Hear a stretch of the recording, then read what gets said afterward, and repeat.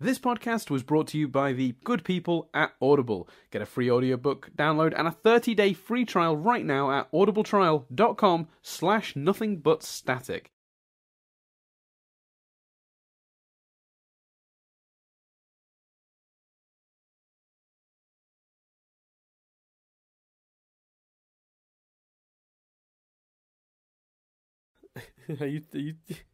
It's like off air. How you feeling? Like before we start, how are you doing? I think I should be alright. Okay. Is this another cue the music moment? Do we keep this? No, because no. Do because I'm gonna do an over the top. Hey. Okay. Oh, you're gonna fucking keep this in now, aren't you? No, I don't have to. You've got plans. I won't spoil your plans. No, because it's only like a perky hey kind of voice, so it's not big plans. Now I don't know if it's funny for you to keep this in. I can't decide either. I honestly can't decide. Just in case you did keep it in, cue the music in 3, 2, 1.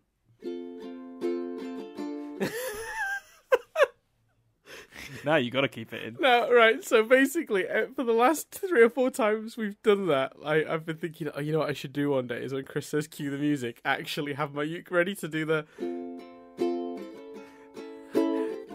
And honestly, I was like last episode I had it in reach, just in case. I like it. And didn't, have it ready. Which is so frustrating. But we'll just do this. Fine. We'll do it live. It's nice. I like it. I'm waiting for you, man. I know, I'm coming in. I've got to find the right bit. Okay. It's coming up. I'm ready. Here it is. Hello and welcome to Steven University. This week we'll of course be discussing Gemcation. It's actually surprisingly hard to play the ukulele, of course, while doing your intro voice, but we'll just keep doing this. Chris, how you feeling? Hey guys!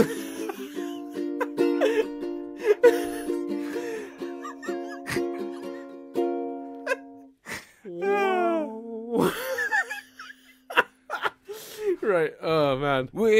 For those that don't remember, last episode, which we've openly admitted was recorded on this week's episode, I revealed that I'm cruising on like 2-3 hours sleep. So it's a game of can Chris keep up the energy, peeps? The answer, hopefully so. Literally, I've genuinely the uke I had. It was. I nearly did it for some of the wanted ones, but I did. But the one we did just before this, I had the uke in hand because we've done so many cue the music. So I was like, one day I'm going to really throw Chris off. He's going to say cue the music, and I'm just going to start playing. And it was odd. Yeah, I bet that really freaked you out for a second because I did think that would be kind of weird. You were like, Chris might fall asleep. I know, I play a gentle lullaby on the ukulele. Oh my god, if I could make you fall asleep that way, that'd be amazing. What could I do? I'm one of those. I do all right, as you know, from living with me and witnessing it. I do, especially compared to others, I do all right on little sleep. Like, I'm not one of those people that, suffer too badly from it. I can do it. I mean, I'm not going to fall asleep. You sure?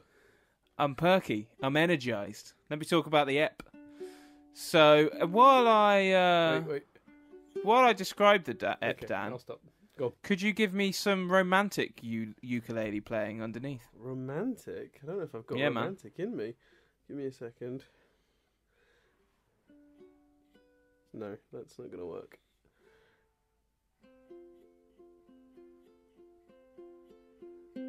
Oh, that's nice. Yeah. Okay, we'll do that then. So, this week's episode of Steven Universe sees Steven, he's checking his phone, he's panicky, Connie's not messaging back.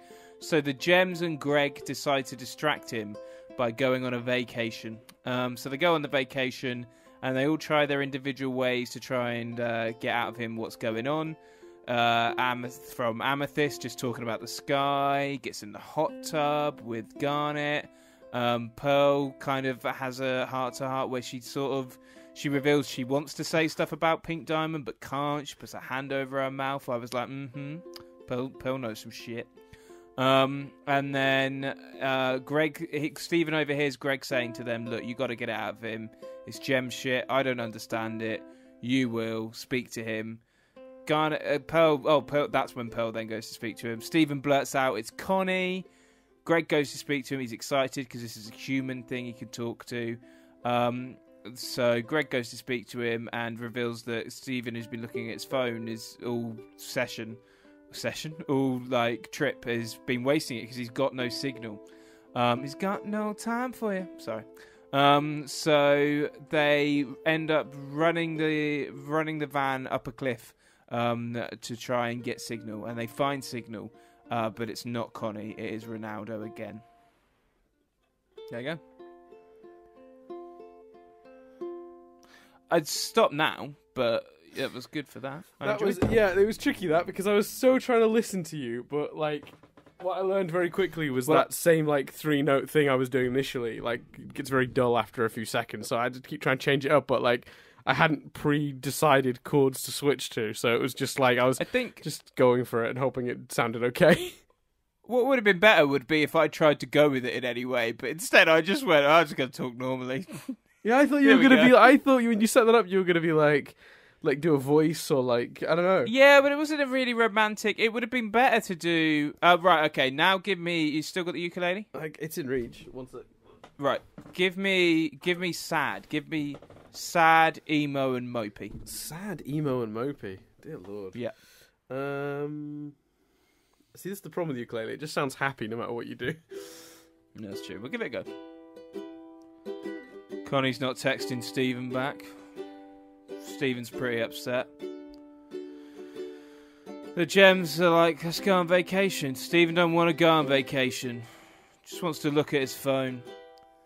They go on vacation. Garnet and Greg are in the pool. Stephen gets in the pool. Finds himself a sandwich bag.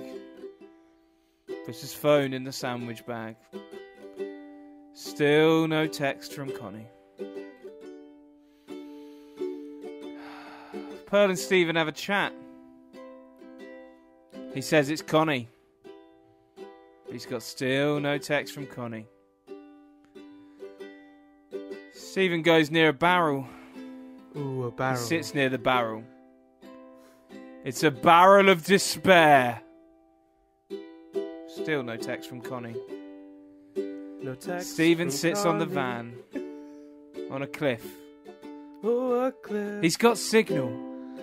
4G. Didn't hear the last A message. It's Ronaldo.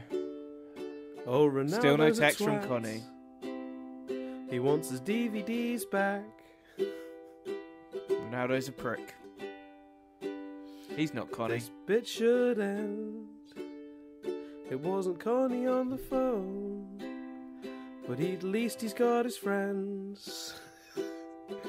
What? What? What did you say? I said it wasn't Connie on the phone, but at least he's got his friends.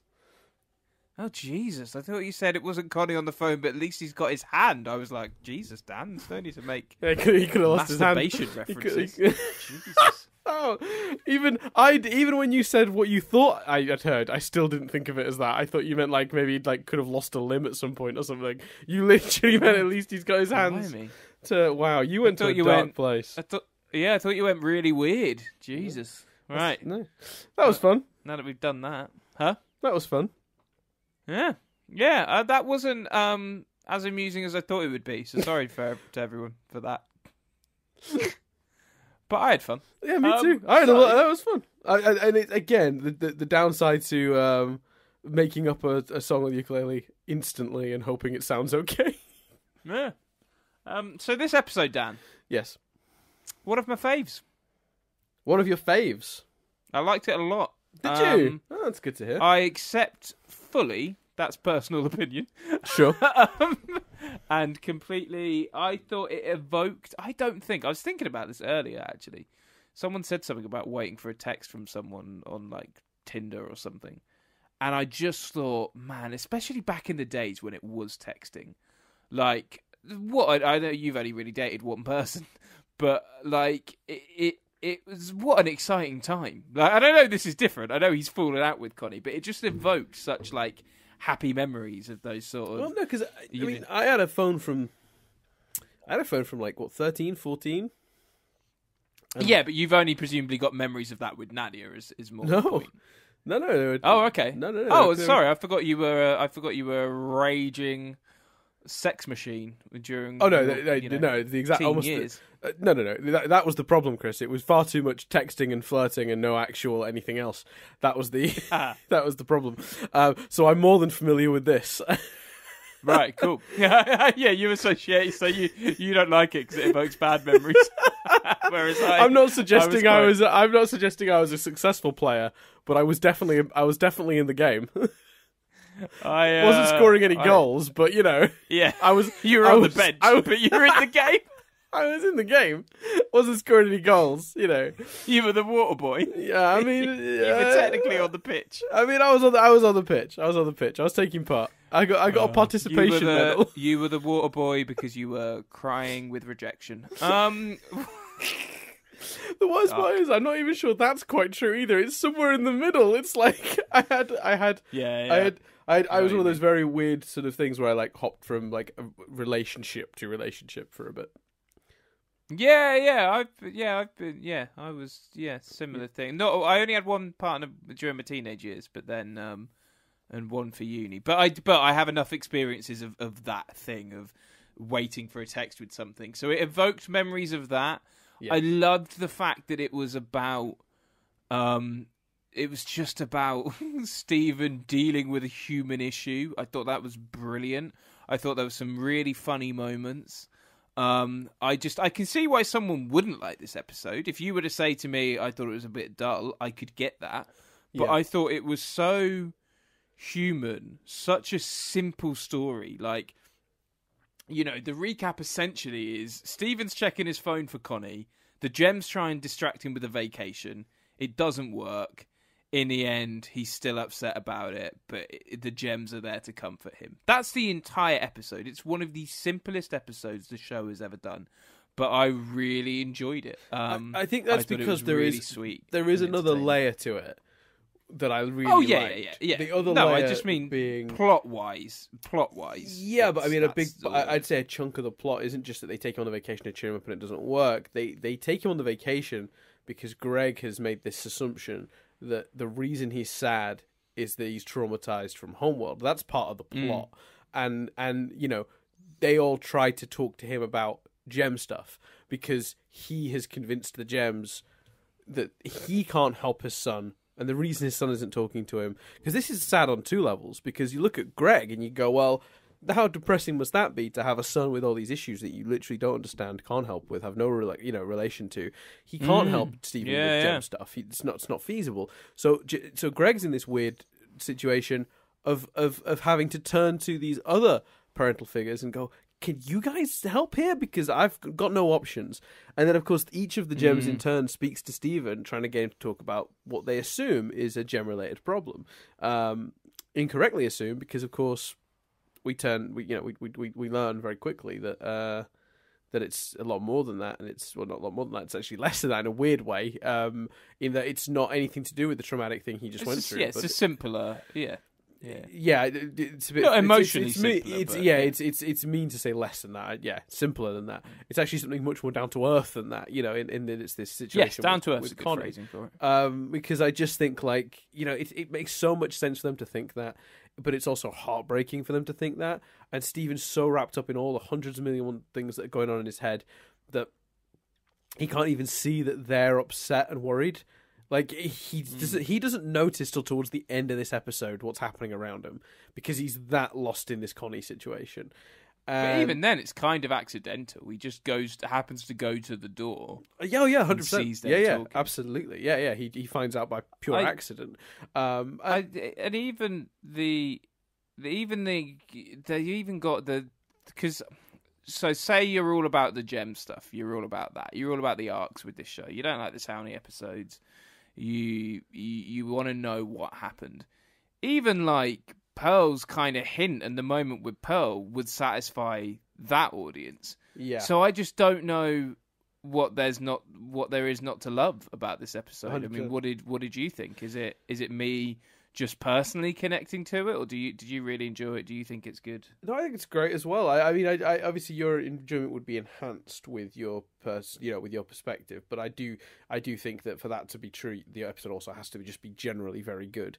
You can eke a little bit of extra enjoyment out of a person if you have a direct connection to the source material, but the core of the episode still needs to be solid. Yeah, Mindful Education is a great episode, and it really helps that I have this personal connection to the source material. If the episode was shite, the connection to what it's talking about would only take it so far. Do you know what I mean? Like, if it was a really badly written, executed episode, mean that I'm not sure 100% about that comparison, because it sort of implies that your personal connection with an episode is with an episode that deals with intense mental health thoughtfulness issues, and my emotional connection is with an episode that deals with not getting a text from a girl. I'm not comparing them. I'm simply saying that's another example of an episode that was enhanced. No, I think it is. I think, to be honest with you, it is a fair comparison. Well, it's just an episode that I know I enjoyed more, and I have to hold my hands up and say my enjoyment was partially born out of my existing relationship with the source material, and that hitting home for me harder because of that. And that definitely hits. That's true for anything. Like any show that touches a topic that's like close to home, then you're going to feel a lot more passion and a lot more. It's going to pull you in a lot more. But I stand by for that to work. This has to be good, and this is good. All of the things we talked about it work. So anyway, I think you could have predicted I'd like this as well, because all of the episodes where they've not done any gem stuff, where it's not been attack of the week or anything like that, I've consistently praised and said that I love that notion of a show about alien gemstones having episodes not about aliens, not about gemstones. It's why I love Keystone Motel, because as much as kind of you have Ruby and Sapphire separated and stuff, actually it's a fascinating character piece with some really funny moments thrown in, and I think I think if I was to watch the episodes next to each other, Keystone Motel is probably the episode I'd go, well, no, that is objectively a better episode. And I think I probably was even more enthusiastic about this one, but I just had a lot of enjoyment watching this. Let's chat about the pearl of it all. Yeah. Pearl knows some shit, Dan. You think? It's the back of the t-shirt. Front, Rose is a bit dodge. Back, Pearl knows some shit. There is a listener who is we might have talked about this, who was doing a piece of Rose artwork, and they had put your catchphrase of Rose is a bit dodge around it, and Chris was absolutely thrilled. They've assured me that's still coming, and they're making adjustments to it as well. Like there's some really cool stuff. Like the idea that like you might have influenced this incredible artist's like work is mind bending. Yeah, it's awesome. And if anyone wants to make a t-shirt, front, Rose is a bit dodge. Back, Pearl knows some shit.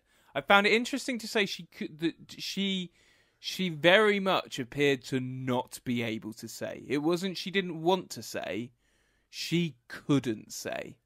Mm-hmm. I thought that was an interesting choice. But I haven't quite. What about it together gave you that? Like where did you get that from in terms of like? Because she says at one point, I think, I can't. She also she keeps going to say, and then her hand gets thrown up against her mouth. There's a reason she's not saying, and it's not she doesn't want to say. Okay. Is my theory on it. I've got to assume, because it comes 2 episodes after it all, that it's connected to what was being said in Wanted. So I've got to assume that the Rose shattering pink diamond is a bit more complex. Sure. Well, I repeat, Rose is a bit dodge, and Pearl knows some shit. Sure. I mean, is Rose a bit dodge? Did she? So I suppose the theory here is that Pearl knows more, because you've already theorized about like there's probably more to the pink diamond situation. Since Wanted, you've sort of said, that shattering maybe didn't quite play out as we've assumed. Yeah, which is an idea that I like, because now if Rose didn't do it, maybe she's not a war criminal. Well, like... she still started a rebellion. Like, yeah, okay, she might not have murdered someone, but she's still a war criminal either way. Yeah, so, but like, yeah, it's certainly expanded. But that's not new. We've talked about that recently. But what you've gained from this episode is that you think Pearl, whatever that thing that you're missing about that is, you think Pearl knows more. Yeah. Based on this. Okay, because I'll be honest with you, and I'll tell you my thoughts from watching this episode is I thought it was just a gag. Oh really? Because she's sort of going, you know, she's going like, oh, there's just so much. It's so complicated. There's all this stuff, and then it's like, and he blurts out, you know, Connie won't talk to me. She's like, what? Like, you know, it sounded like empty building towards Gem stuff, followed by the gag of it's actually about Connie. Oh, so you think a gag on not on the characters, but a gag on the audience? Like, you think we're about to drop some shit? No, we're not. Steven's cutting her off. Yeah, kind of. Yeah. But that's kind of why I liked it, because that made me think, even because I was like, oh, that's clever. That's just a little bit of bait. That's just enough to go, just in case anyone's, you know, not into this. Because again, I could see why someone wouldn't be. Here's little Gem stuff for you. Sure, because they did that gag really twice in the enjoyed episode as well. Because they also did it with Garnet. She's like, it was the Gem. It was, you know, it was the war, and it cuts to one of those like stylized flashbacks they've done in the past. Yeah, with seemingly Bismuth in. Certainly looked like Bismuth's shadow to me. Yeah. I mean, but we know Bismuth was part of the rebellion, so it makes sense that Stephen would now imagine it, including Bismuth. You know, and then again, he's imagined Bismuth's shadow before in one of those when Lapis was retelling her story. He sort of there was a Bismuth shaped shadow in there, which I thought was interesting, because you got to wonder, like, how much is there a little bit of like that? Always made me think, is there a bit of his mother's memory in him? Because that was before he'd seen. That's cool. Because he'd seen Bismuth. He saw Bismuth in episode 100, or just around then. It was 99 in the end, I think. But there's an episode where Lapis is recounting her story, and I think he imagines the story as she's telling it in a sort of like one of those weird stylized flashbacks, you know, where the characters are all a bit blurry and shadowy.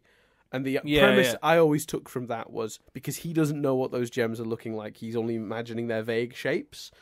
But there's when Lapis describes being poofed and put in the gem and put in the mirror, she's poofed by a bismuth. Now, maybe it is or isn't our bismuth, but it's definitely a bismuth gem. It's got the sort of multicolored sort of hair and the sort of innie gem rather than the outie gem, as Steven so put it. So the one theory I'd actually sort of maintained when I first saw bismuth, and then saw on the Reddit that bismuth had kind of been seen, at least in design, before. My theory was, does that mean somewhere deep down, little fragments of memory must exist, because otherwise how would he know? That's a great concept. Good theory. It's more well thought out than Pearl knows some shit. I mean, yeah, but again, this is the baseless. I mean, I'm always in this weird position on this podcast to sort of like be very careful that I'm not sort of saying anything ahead of what I would have thought at the time. Of course. Yeah. So I've got to be careful. But yeah, that's certainly occurred to me as a possibility, whether incorrect or not. Top gags. I love the notion that there was no signal. I love it when he disappears and gets like a sandwich bag and takes the phone into the hot tub with him. I love Greg just being like, I'm going to get warm. Oh, at the beginning where he's like, I've still got $9 million, and what else am I going to spend it on but hoses? Yeah, my favourite part about that is when he's like, I'm turning into a raisin, and he gets out, like, I'm going to go, dry off, and Garnet's like, please, Steven, join me, be a raisin. It's just like... And like you say, Amethyst just being like, I don't know. Yeah, she's looking at the stars. It is an episode with a lot of good stuff in it for sure. Great character work, lots of comedy. Evidently, Chris picked up on some more mythology stuff, which I'll be honest with you, Chris, certainly I didn't get anything close to what you got out of that interaction. What, back in the day? Or... Yeah, I mean, everything I say has to be from that perspective, because otherwise I'm... Yeah. Because the problem is, if I do it from today's perspective, me saying I didn't get anything from that back in the day, you go, that means we've had more since. And if I say I still think that, then you know for sure we haven't had more on that since. So assume everything I'm saying refers to specifically what I thought at the time, because I have to be, I can't really tell you how that's then played into the future. No, of course. If whether it has or hasn't. So I like I said, I got nothing more than like, because obviously there's nothing actually said. That's what I kind of liked about it. It was all so silly and vague. It was all just like, oh, there's things that you don't know about. Oh, and I wish I could, but I can't. And there's this and there's. Yeah, but we've never really had that before, though. That's really struck a chord with me. But have you not assumed that the Gems knew more? They've always sort of kept stuff from Stephen. Always, like they didn't tell him about bismuth. Yeah, but in what you've said, haven't you always assumed that? We're seeing it now. We're hearing it. She's saying it. Right. They've never before has she been tempted to tell him stuff. So why? Oh, I see what you're saying. What is it? Assuming that he has told them what happened in Homeworld. Yeah. What is it about his account of the trial that makes Pearl want to tell him something? Right. So what you're doing is you're linking it specifically. So okay. So I see what you're doing. So you're sort of saying Pearl knows he just went on trial for the shattering, and he's messed up about it. So you're sort of not drawing a line between that episode and this one.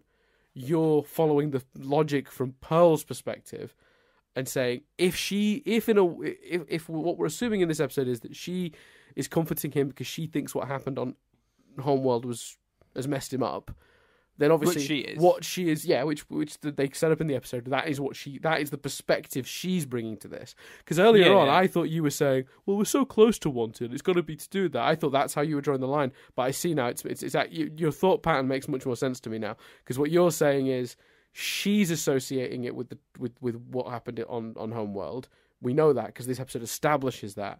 So that's why you've jumped to it's got to be something to do with the Pink Diamond and something about the trial exchange is making her want to tell Stephen something, and that's and you're linking that to the death of Pink Diamond. Yeah, so she must know something centered around that. Right.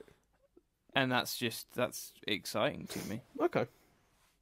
It's a really weird one because it's one of those ones where there's not much to say. Like we've complimented the big emotion. I suppose one thing we've not talked about is Stephen at the end with the barrel and stuff. I thought that was so incredibly teenage boy, like so incredibly childlike, so incredibly human.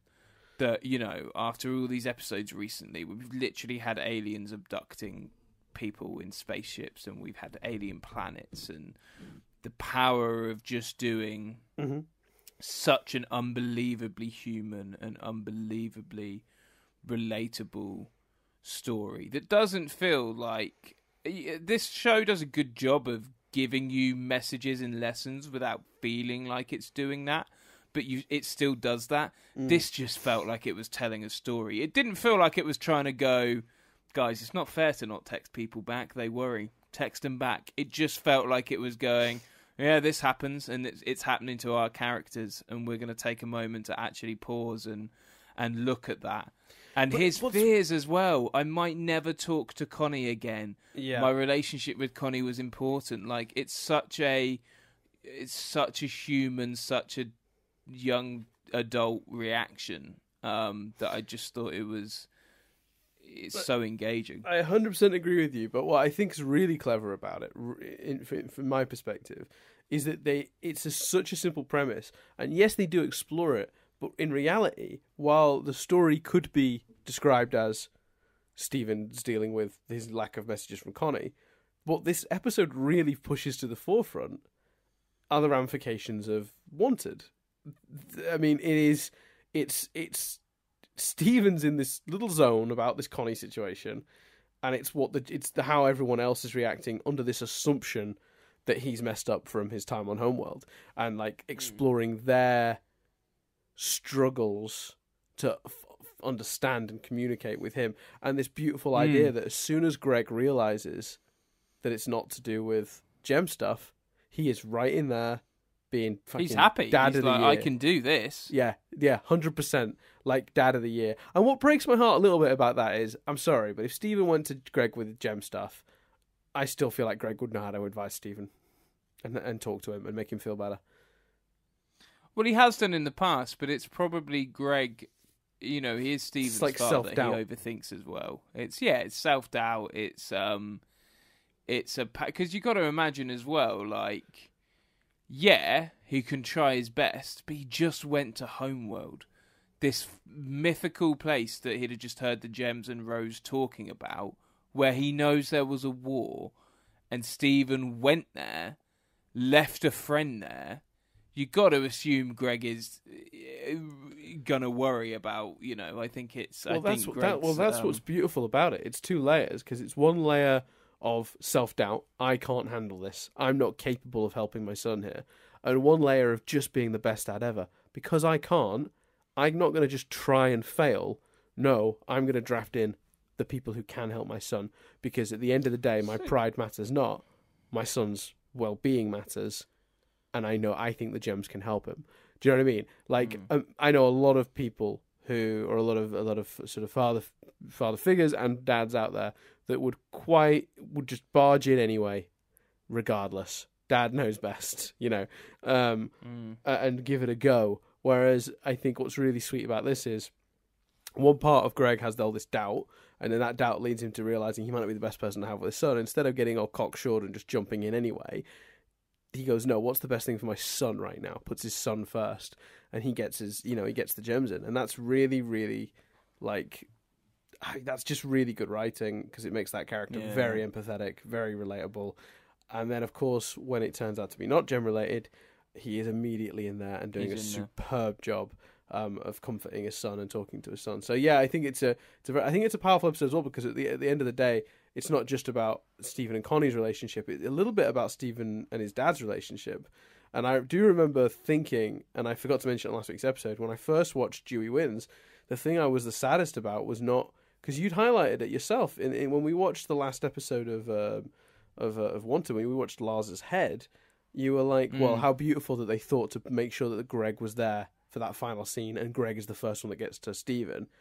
And that's, you're right, that's beautiful. But in the very next episode, Greg's not in it. Like, he shows up briefly in the first shot as a joke that they're all watching him out the window, and then it's just about Stephen with someone else's dad. Like, what? Like, do you know what I mean? Like, there's a part of you that goes, like, I really wish I'd seen more of that. So this episode works really well with Dewey Wins on the sheer basis of the fact that it does the thing that I think one of the things I wanted out of and didn't get out of Dewey Wins, which is a focus of Stephen and his dad. And it's perfect on so many ways, because it really does cleverly deal with the two stories that are going on at once. The aftermath of Wanted, in the sense of how the gems are responding to it with Greg, and the aftermath on the other side of it from Connie not abandoning, but walking away from Stephen sort of in anger, because between those two situations, you'd think it would be almost impossible to do those two stories parallel. Tackle one person's reacted to it while tackling the others, but they found a storyline that manages to do both, which is commendable, to say the least. Yeah, definitely. It's a really good episode. I have a question, Sure. Assuming there's not miles and miles of trivia. There isn't. So this show, I think I said it last episode, this show's not the Simpsons. The characters evolve, they grow. Sure. So it's not like animations in that traditional format. So the show's path, if it continues to do that, is Stephen getting older. Potentially Stephen, not having scenes where Stephen is comforted by his dad. The gem issue, the gem mythology, either getting so complex it implodes, or potentially it being resolved and us understanding everything. So with that in mind, how many more seasons do you want the show to go on for? That's a really good question. because it spurred me. I was spurred to that by the dad stuff because I'm like, well, Stephen's getting older and he's maturing and he's becoming a man. So there's still stories you can do, and I don't think they do enough stories. Boy Meets World did a really good story about there was tension between Corey and his dad, and his mum was like, but you used to come home and be really excited to play with your dad, and now you come home and you're excited to play with your friends, and that's fine, that's cool, that's not a problem, but you got to understand your dad's going to be a bit upset about that. You know, you're talking about him abandoning you. You abandoned him first. Like, and it's such a good episode. They did a few dad-son stories. And I was like, oh, well, if the show keeps the growth of the characters, the Steven universe, then they've got to do the same. And then I'm like, do I want that? So, yeah, it's probably a question more for, you know, a Q&A or a hiatus ep. But, yeah, how long do you want the show to go on for? Well, my realistic answer is, they're going to need to. You can't cheat. You can't say as long as Rebecca Sugar has a vision and wants it to go on for. No. I think that from a story perspective, I feel like we're building to some sort of version of an end game. I don't think we're in season 5 now. We've just started season 5. I don't think it's within season 5. My headcanon has it being the end of season 6.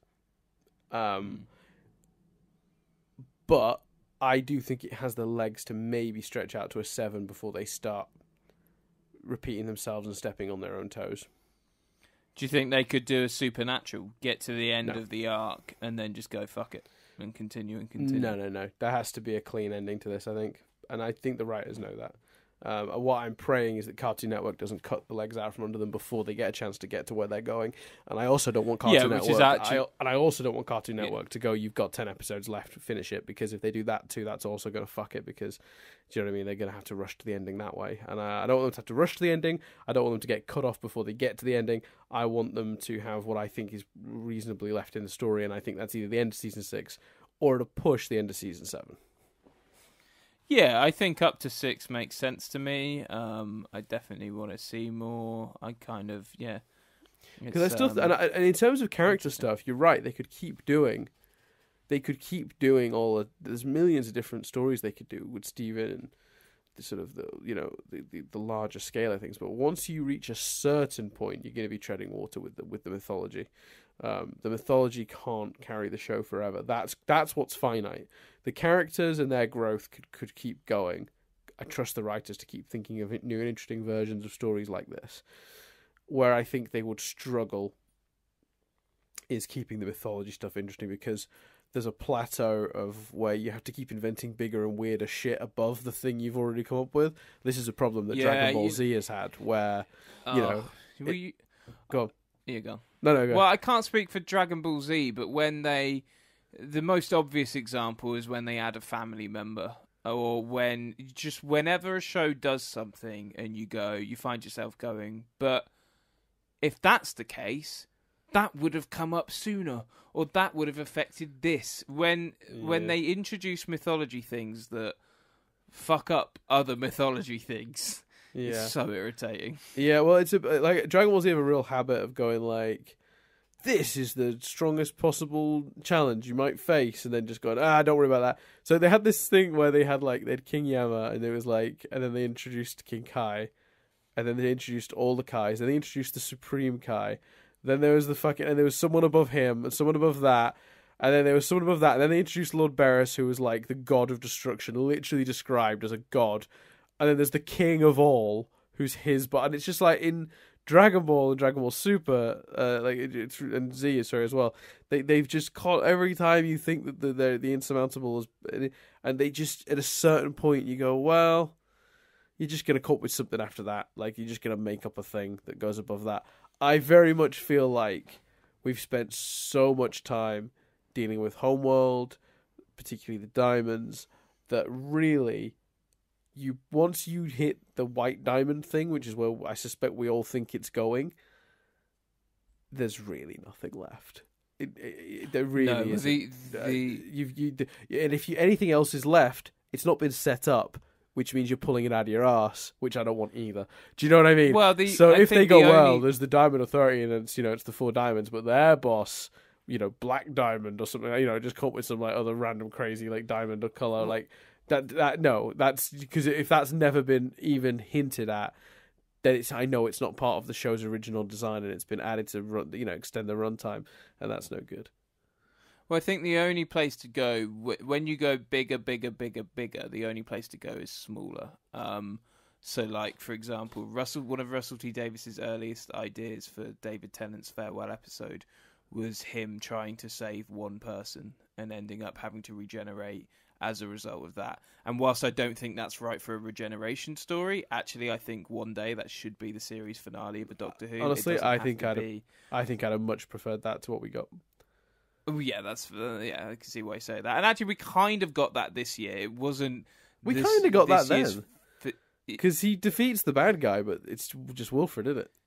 Yeah, but no, but I'm not. I'm talking about the whole plot of the episode, so not the moment that he regenerates. Is yes for Wilf, but so the nugget of that this year's finale was The nugget of Russell T Davies' idea did last though, because the notion of saving the world and surviving, but then dying to save a single person, is like that. That is very much the plot of that episode.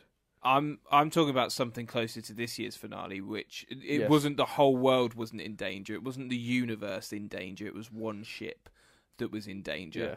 Yeah. A massive ship, admittedly, like world-sized, but it's such a. I think often that's the only place to go, and I think because from stuff you've said, there's a fair bit of the fan base that is a bit kind of about towny episodes. Because the show has been so based in gem mythology, I don't think I don't think that option is right. I don't think they can go right. We've done all the gem stuff. This is now about everyone in the town growing, and it's a human story about how once the threat of the gems are gone, are they even the crystal gems anymore? What's Sadie going to do with her life? I don't think you can do that. So I think, as much as I loved this episode for that exact reason, even I will admit you can't do a season of Gemcations. No, I agree. So yeah, I think you have to end it as you build to something, and like you say, White Diamond makes sense. Yeah, 100%. Is there any Triv, Dan? I don't know about Triv, but one other thing I want to bring up. Did you read Ronaldo's final text message? No, I meant to, but I'd already had your good to go text, so if I hadn't have had that, I'd have gone back and paused it. But right. I figured Would you like me to? If it was worthwhile enough, I knew you'd read it out on here. Yeah, well, it's not in the trivia for some reason, but it's fine because I screen grabbed it when we were doing it, so I could read it back to you. Because I had a feeling you might. I had a feeling that exact thing might have happened. So basically, for those who don't remember, there's a series of jokes in this episode regarding Ronaldo where Stephen gets a text, thinks it's from Connie, and it's from Ronaldo, and he just keeps talking to him about this Koala Princess.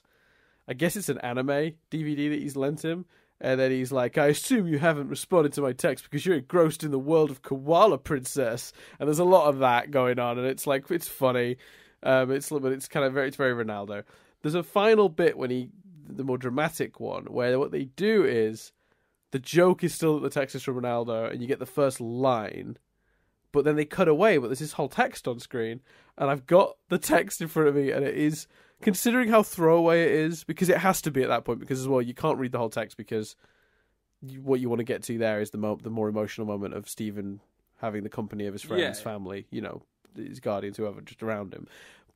But the text is fucking brilliant. It says, Stephen, when I didn't hear back from you, I was sure a nefarious plot was afoot. I ran to your place to check for clues. Only after breaking a window to get in did I see a note on the door saying you'd gone on vacation. Just know that I broke the window with your best interests at heart. I also took my Koala Princess set back. Fucking That's very funny. Brilliant. I love that Stephen had left a note saying he was on vacation and he'd missed it. That's Great. very good. It's very good. I enjoyed that. Nice. That's one of my favourite parts of the whole episode. It's just so funny. In terms of trivia, I'm sure there is some. Let's have a look. I don't think there's a lot. They've been really thin on trivia, haven't they? The last few. Yeah, but I don't know what trivia there could be. I can't see any. There's no fight scenes and stuff, and usually the references to other stuff is in stuff like fights and battles and big moments and stuff. So Yeah, I suppose. Weirdly, first of all, the font is different on the title card. It's the font they usually use on the they usually use on the end credits. Right. Oh, okay. Right.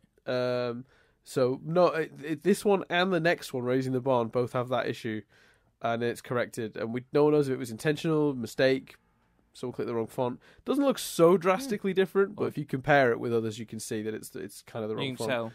tell. Weird. Back to the regular font though for not next episode but the episode after. So yeah, just a weird little thing people noted. The app that Greg uses to book the Cool Ranch is clearly sort of styled on Airbnb, which I thought was quite funny. And obviously the Cool Ranch name for this plot of land is a type of Dorito in the States. Intentional? Not intentional? Not sure. Yeah, come on. That's got to be intentional. It does feel it, doesn't it? So yeah, let's have a look. Oh yeah, so in that frame where Garnet brings up the rebellion, and you see sort of like the partial flashback. Obviously, one thing I didn't mention about that is that when Stephen interrupts to be like, yeah, I know, all those characters in the flashback turn to the camera to be like, huh? One thing I love about that is you can clearly see Pearl, Garnet, Bismuth, but there are two other quite distinct shapes, but they aren't, they aren't gems we know of yet. And they're not very vague, they're quite defined. So because Bismuth showed up in one of these sort of stylized flashbacks, then became a gem, people have sort of assumed that we'll at some point be seeing these other two gems. The one on the very far left looks a bit like a zircon, who's the type of gem that played the lawyer in who acted as a lawyer in the but not really, like only kinda like it's not a resemblance, but it's also not a resemblance. Does that make sense? Yeah, so that's an interesting one. But if you remember, and I can't remember what they were called, but when Bismuth came out of her sort of poofed state, I suppose she was poofed and she was bubbled. She's like, oh, and and she had like nicknames for like, where's Crazy Legs and Snowflake. So a lot of people have been speculating that these two are Crazy Legs and Snowflake. Ah, well, that would make sense. Speculation that we got at the time. But didn't they act all upset? So if we're going to see them, presumably it would only be in flashbacks. Yeah, they were definitely they definitely would have been hit by the corrupting light. If you remember, the clear thing is that there are a few people Rose stashed away like Bismuth, but on the whole, her rebellion was destroyed by the corrupting light, which turned them into all the monsters they were fighting throughout the first season. And Rose was just able to save, Pearl, Garnet, and Amethyst, basically. So yeah, it's presumably if they are out there, they're corrupted. But then again, Stephen keeps talking about being able to repair Centipede, so maybe one day he'll get to undo all the corruptions and we'll see them. I don't know. It's hard to say.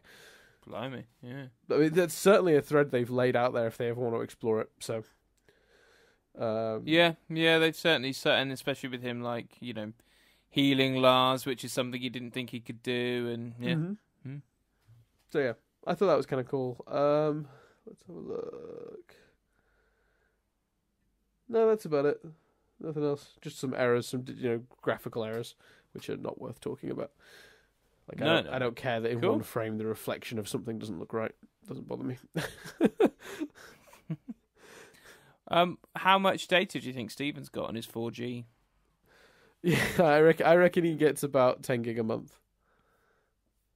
Yeah, that's fair. How much do you get? Unlimited, don't you? I get they say it's unlimited, but it's 100 gig. But it's unlimited. I've never gone on my phone. I've never gone over 100 gig.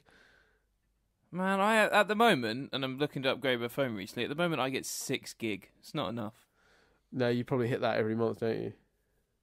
Yeah. Well, the guy was like, I was like, I want more data, and he's like, let me look at what you use. And he's like, at the moment, you only tend to use like 4 or 5, and I was like, yeah, that's because I get the warning saying that I'm near to 6, so I don't go on the data. Like, if I could, I would go over that. Yeah, that's the thing. My one has. I use it for my laptop too if I'm out and about. Because that makes sense. Well, you can with 100 gig.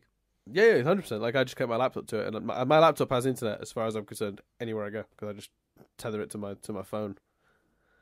I think I got it didn't seem too much of an increase in price to go up to 15 gig, so I may do that down.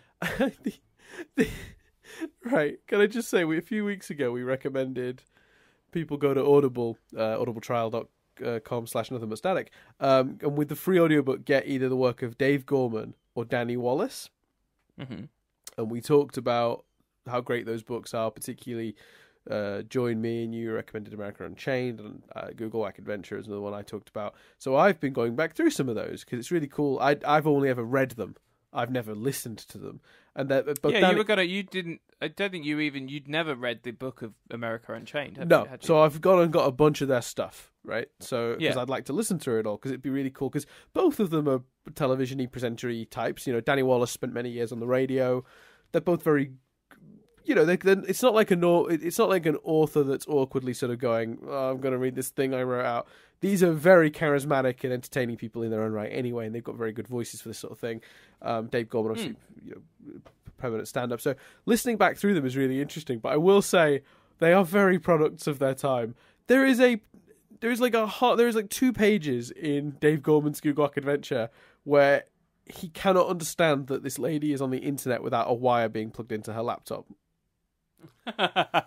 And he's like, I don't understand how you're on the internet. And she's like, it's called Wi-Fi, it's wireless. He's like, where's the cable? And she's like, no, it's wireless. He's like, can I use it? I need to check my email. And it's a story point from the thing, but he doesn't, like, it breaks his brain she's on the internet without being connected via a cable. Yeah. And I was just like, wow, that is a product of its time. And then in the Danny Wallace Join Me one, there's I swear to God, there's a whole chapter.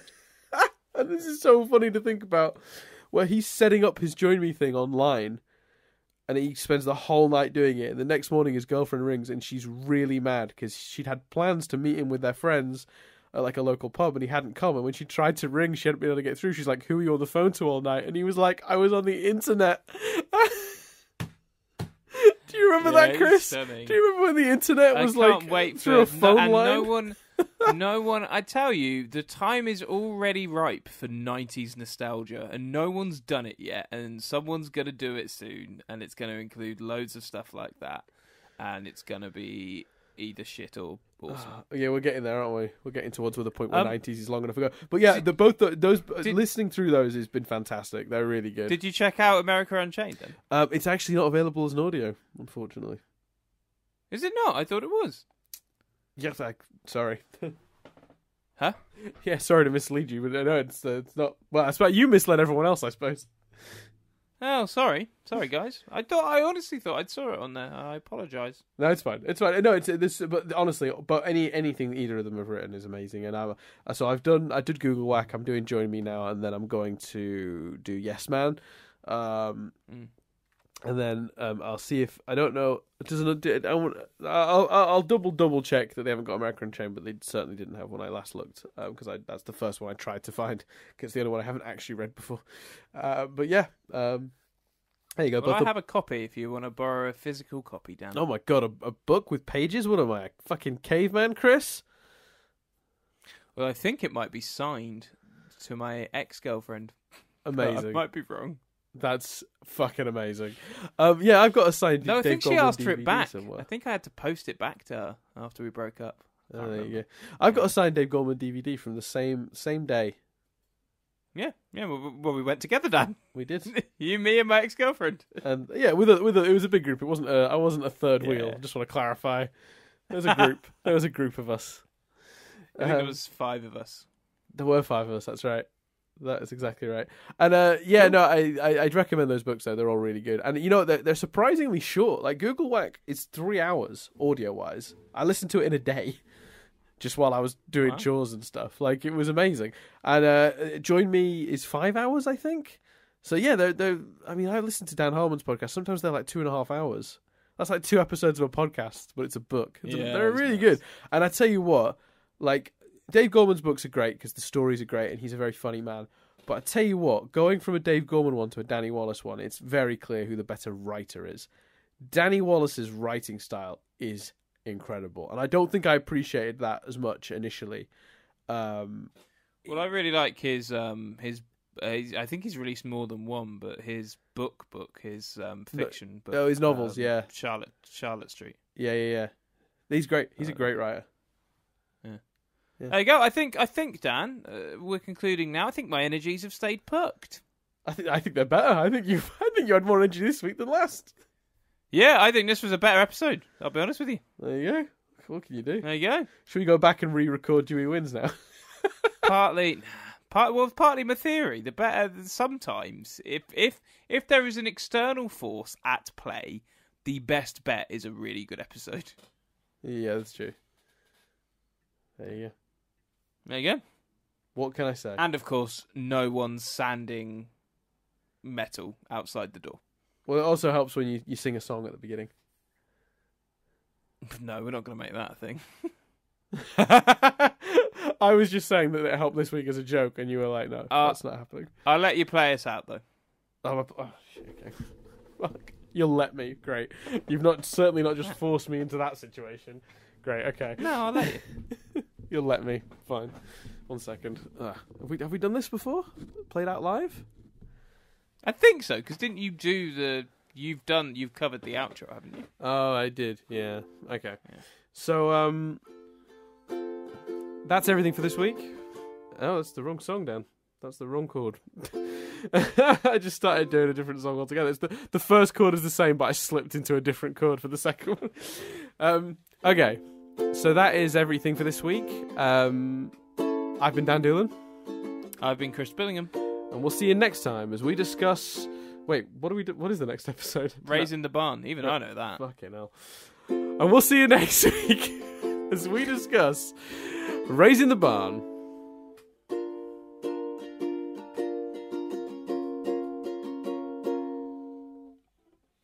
Oh, dear Lord. That was terrible. There you go. That was so bad. Boom. Just not good. I liked it. Yeah, you like because you enjoy watching me fail. No, it's because I've had 2 hours sleep. And your brain isn't working properly. No, I think it's It's just hard to concentrate, Chris, on doing the outro as normal, remembering the title, and playing the ukulele. I struggled. Top ukulele playing. Definitely wasn't that. You're my second favourite ukulele player. Who's your first? I was going to say someone from Mumford & Sons, but I've realised now I'm getting the ukulele confused with the banjo. Oh my god. The fuck is wrong with you? Jesus Christ. Cool. Done. What are you actually smoking? Like Well, I get confused. I think the McFly play a ukulele for a song called Love Is Easy. That's a good one. I don't think they do. I like Sure it's not a banjo or an accordion or it's actually a violin. Chris is so tired he doesn't understand the concept of instruments anymore. He's just looking at a set of drums going, oh, guitar! Anyway, that is actually everything for this week. Go away.